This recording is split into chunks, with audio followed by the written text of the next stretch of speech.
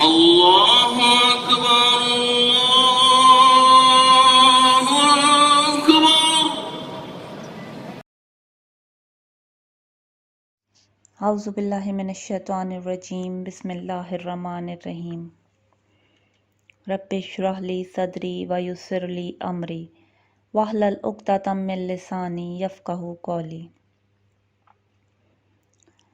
انا انزلناہ فی لیلۃ القدر وما ادراک ما لیلۃ القدر لیلۃ القدر خیر من الف شہر تنزل الملائکۃ والروح فیہا بإذن ربہ من کل امر سلام ہی حتی مطلع الفجر۔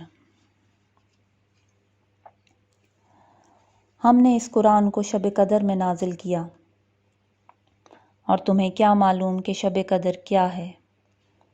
شب قدر 1000 مہینوں سے بہتر ہے۔ اس میں روح الامین اور فرشتے ہر کام کے لیے اپنے پروردگار کے حکم سے اترتے ہیں۔ یہ رات طلوع صبح تک سلامتی ہے۔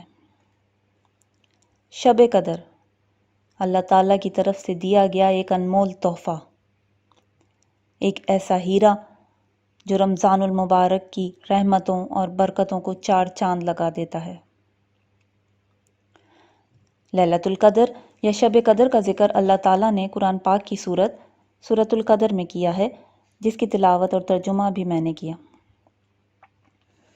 اس سورہ مبارک کے ترجمے اور احادیث نبویہ سے یہ بات ہم پر واضح ہوتی ہے کہ اللہ تعالیٰ نے قرآن پاک کو شب قدر میں نازل کیا۔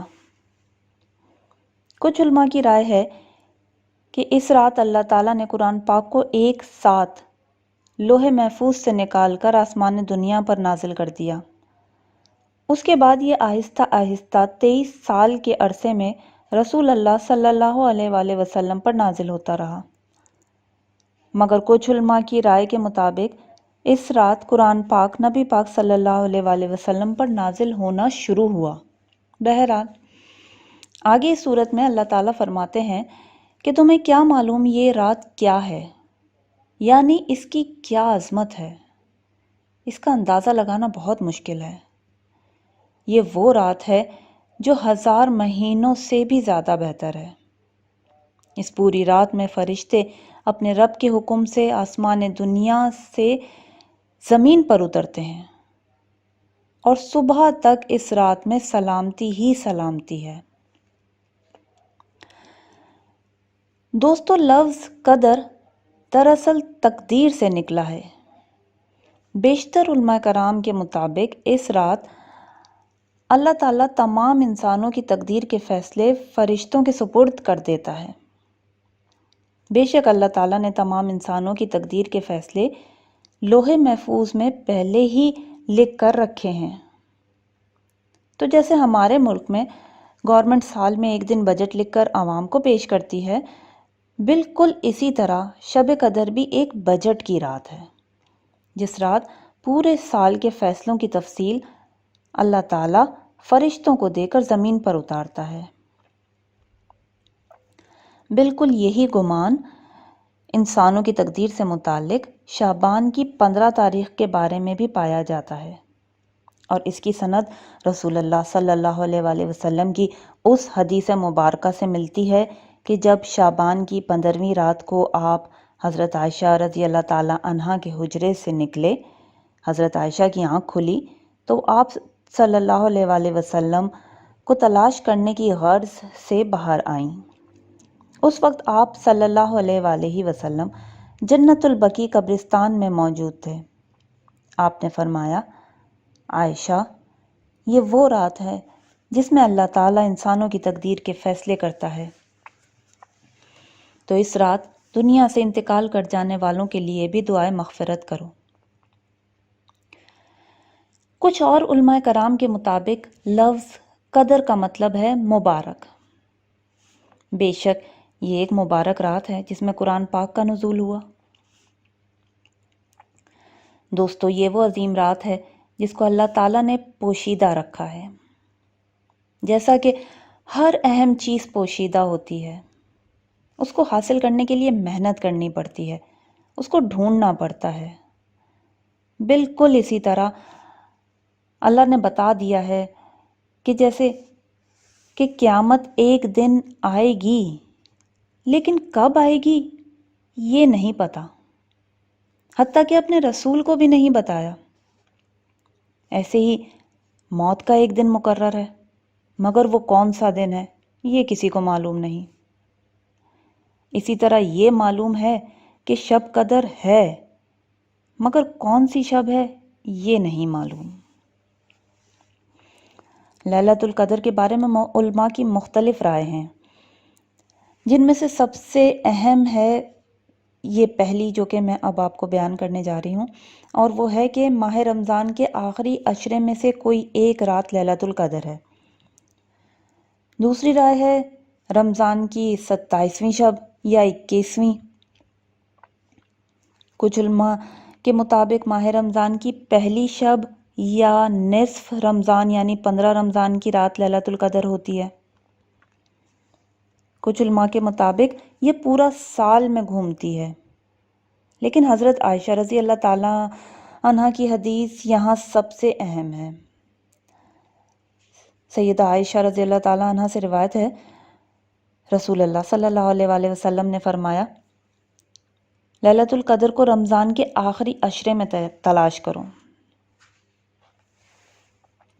اس رات کو کسی بھی خاص تاریخ کے ساتھ نہیں جوڑا جا سکتا، یہ مکمل طور پر ایک پوشیدہ رات ہے، اور اس کے پوشیدہ رکھا جانے میں کا راز صرف یہ ہے کہ اس کی تلاش کے لیے کوشش کی جائے۔ بے شک اللہ کی راہ میں کی گئی ہر کوشش اور محنت رائے گاہ نہیں جاتی، اور وہ بھی ماہ رمضان میں، اس ماہ میں جو تمام مہینوں کا سردار ہے، جس میں کی گئی ہر نفلی عبادت فرض عبادت میں شمار ہوتی ہے، اور رمضان کے بھی اس عشرے میں جو سراسر جہنم سے نجات کا ذریعہ ہے۔ اس عشرے میں کی گئی عبادت کی تو بات ہی کیا ہے۔ رسول اللہ صلی اللہ علیہ وآلہ وسلم بھی ماہ رمضان کے آخری عشرے میں پہلے سے بہت زیادہ عبادت کرتے تھے، اور عبادت میں بہت ہی محنت کرتے تھے۔ حضرت عائشہ صدیقہ رضی اللہ تعالیٰ عنہ سے روایت ہے، فرماتی ہیں کہ رسول اللہ صلی اللہ علیہ وآلہ وسلم جب رمضان کے آخری عشرے میں داخل ہوتے تھے تو آپ رات کو جاگتے اور اپنے گھر والوں کو بھی جگاتے، اور عبادت میں خوب کوشش کرتے اور تہمت مضبوط باندھ لیتے، یعنی عبادت کے لیے کمر کس لیتے۔ ایک اور روایت کے مطابق حضرت عائشہ رضی اللہ تعالیٰ عنہ فرماتی ہیں کہ رسول اللہ صلی اللہ علیہ وآلہ وسلم رمضان کے آخری عشرے میں اتنی عبادت کرتے تھے کہ اس کے علاوہ اور دنوں میں نہیں کرتے تھے۔ بے شک یہ آخری عشرے کی ہی فضیلت ہے کہ لیلۃ القدر کی مبارک رات بھی اللہ تعالیٰ نے اسی عشرے میں کہیں چھپا کر رکھی ہے، جس کو ڈھونڈنے میں جتنی زیادہ محنت کی جائے گی اتنی ہی زیادہ نیکیاں اعمال میں بڑھتی چلی جائیں گی۔ فائدہ تو ہر حال میں ہمارا ہی ہے۔ اس رات کی کچھ نشانیاں بھی اللہ کے رسول نے ہمیں بتائی ہیں، جیسا کہ اس رات بارش کا ہونا، لیکن کتنے ہی ایسے رمضان گزر جاتے ہیں جن میں بارش ہوتی ہی نہیں ہے، پھر بھی یہ ایک نشانیوں میں سے نشانی ہے۔ حضرت عبداللہ بن انیس رضی اللہ تعالیٰ عنہ سے روایت ہے کہ رسول اللہ صلی اللہ علیہ وآلہ وسلم نے فرمایا کہ مجھے لیلۃ القدر خواب میں دکھائی گئی، پھر اسے اللہ کی طرف سے بھلا دیا گیا، اور میں نے خواب میں اس کی صبح کو دیکھا کہ میں پانی اور مٹی میں سجدہ کر رہا ہوں۔ راوی کہتے ہیں کہ رمضان کی 23ویں رات بارش ہوئی تو رسول اللہ صلی اللہ علیہ وآلہ وسلم نے ہمیں نماز پڑھائی۔ آپ نماز سے فارغ ہوئے تو آپ کی پیشانی اور ناک پر پانی اور مٹی کے نشان تھے، تو بارش کا ہونا بھی ایک نشانی ہے۔ ایک اور نشانی جو اللہ کے رسول نے بتائی وہ یہ ہے کہ اس رات کے بعد جو سورج نکلتا ہے اس کی شعاعیں نہیں ہوتی، یعنی ایک نورانی سی روشنی والا سورج نکلتا ہے جس کی شعاعیں اور روشنی آنکھوں میں چبھنے والی نہیں ہوتی۔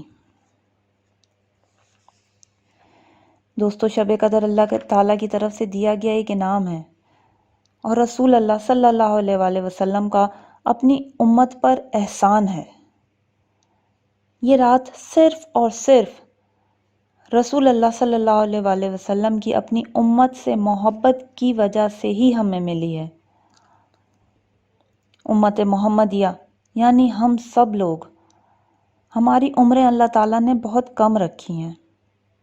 آپ صلی اللہ علیہ وآلہ وسلم سے پہلے کی امتوں کی عمر بہت لمبی ہوا کرتی تھی، جس سے ان لوگوں کو اللہ کی عبادت کرنے کا زیادہ وقت مل گیا تھا۔ اب آپ خود سوچیں، کہاں 800-900 برس کا طویل عرصہ، اور کہاں 60 یا 80 سال کی عمر، جس میں سے ابتدائی عمر کے 19-20 سال تو انسان بے خبری کسی ہی زندگی میں گزار دیتا ہے۔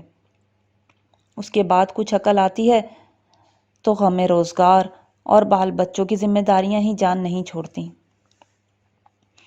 لے دے کر رہ گئے مشکل سے 10 یا 20 سال، تو یہ عمر تو واقعی بہت کم ہوئی ہے۔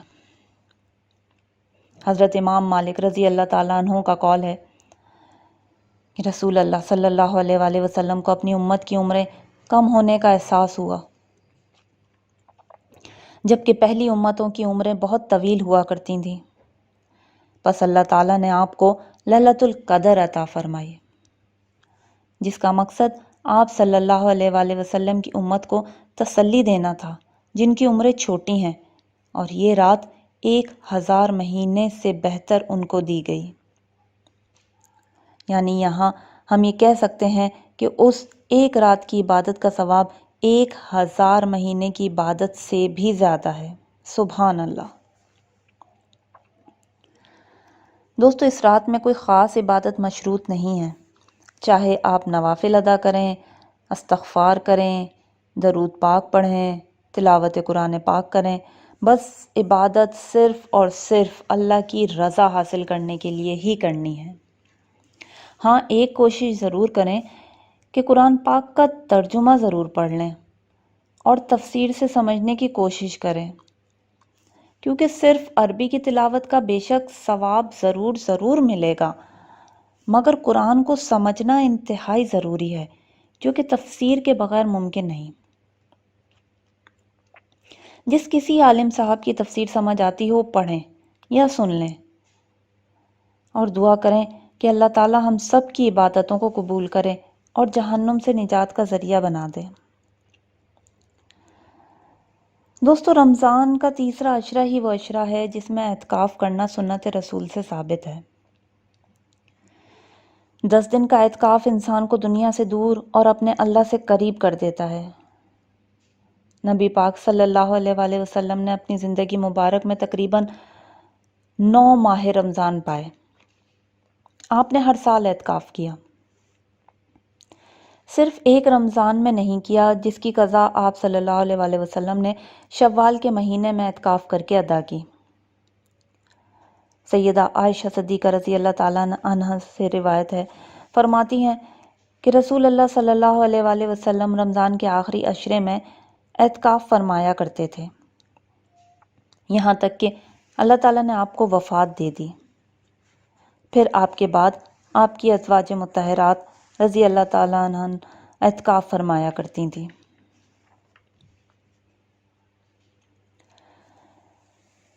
دوستو اس ویڈیو میں بیان کی گئی تمام احادیث صحیح مسلم اور صحیح بخاری شریف سے لی گئی ہیں۔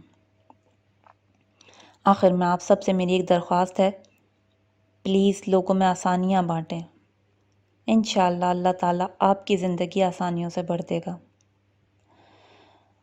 مجھے، میری ٹیم اور ہمارے ماں باپ کو اپنی دعاؤں میں یاد رکھیے گا۔ اللہ حافظ۔